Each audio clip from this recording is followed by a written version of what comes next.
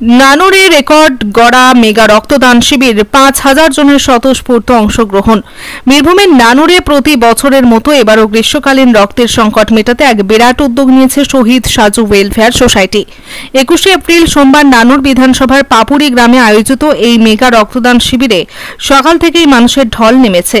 নানুর বিধানসভা ও থানার বিভিন্ন অঞ্চল থেকে হাজার হাজার মানুষ স্বতঃস্ফূর্তভাবে এই মহৎ উদ্যোগে অংশ নিয়েছেন, যা এলাকায় এক নতুন রেকর্ড স্থাপন করেছে।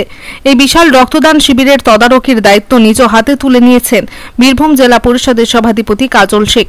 তার নেতৃত্বে এই অনুষ্ঠান সুষ্ঠুভাবে সম্পন্ন হয়েছে।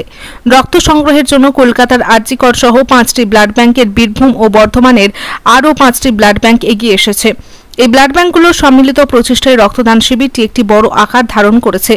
অনুষ্ঠানে উপস্থিত ছিলেন বীরভূমের সাংসদ অসিত মাল, নানুরের বিধায়ক বিধানচন্দ্র মাঝি এবং বীরভূম ভলেন্টিয়ার ব্লাড ডোনার অ্যাসোসিয়েশনের প্রতিনিধি নুরুল হক। এছাড়াও নানুর বিধানসভার বিভিন্ন অঞ্চলের বিশিষ্ট ব্যক্তিবর্গ এবং স্থানীয় নেতৃত্ববৃন্দ এই উদ্যোগকে সমর্থন জানাতে উপস্থিত ছিলেন। তাদের উপস্থিতি এই শিবিরকে আরও গুরুত্বপূর্ণ করে তুলেছে।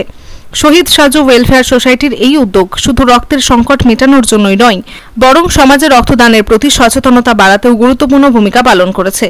স্থানীয় মানুষের স্বতঃস্ফূর্ত অংশগ্রহণ এবং বিভিন্ন সংগঠনের সহযোগিতায় এই শিবির সফলভাবে সম্পন্ন হয়েছে। এই ধরনের উদ্যোগ ভবিষ্যতে অব্যাহত থাকলে সমাজে রক্তদানের প্রতি আরও বেশি মানুষ উৎসাহিত হবেন বলে আশা করা যায়।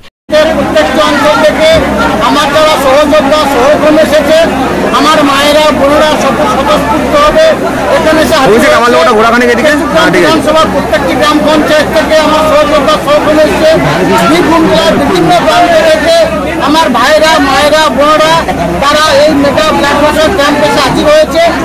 আমাদের বিশ্বাস যে সারা বাংলার বিপদে যে ব্লাড ডোনেশন ক্যাম্পগুলো হয়েছে, সর্বোচ্চ রেকর্ড এখানে করবো আমরা। সেই পথেই এগোচ্ছে বর্তমানে ব্লাড ডোনেশন ক্যাম্প।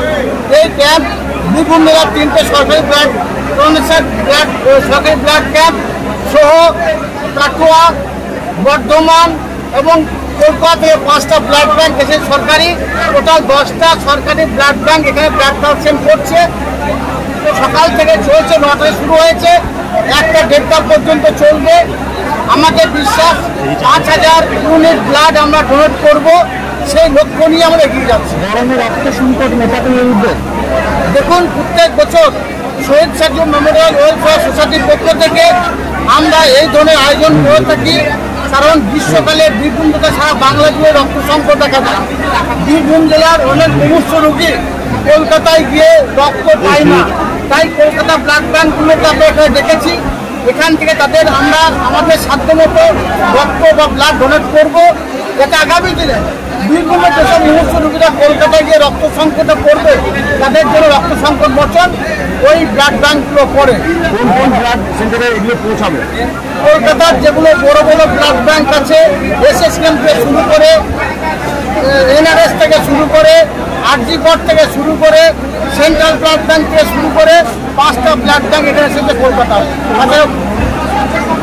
নানুরের এই মেগা রক্তদান শিবির কেবল একটি অনুষ্ঠান নয়, এটি মানবতার প্রতি শ্রদ্ধা এবং সমাজের প্রতি দায়বদ্ধতার এক উজ্জ্বল দৃষ্টান্ত। 5,000 জনের অংশগ্রহণে এই শিবির বীরভূমের ইতিহাসে এক স্মরণীয় ঘটনা হয়ে থাকবে। আমিন নাশিদের রিপোর্ট, জনকণ্ঠ টিভি নিউজ, নানুর, বীরভূম।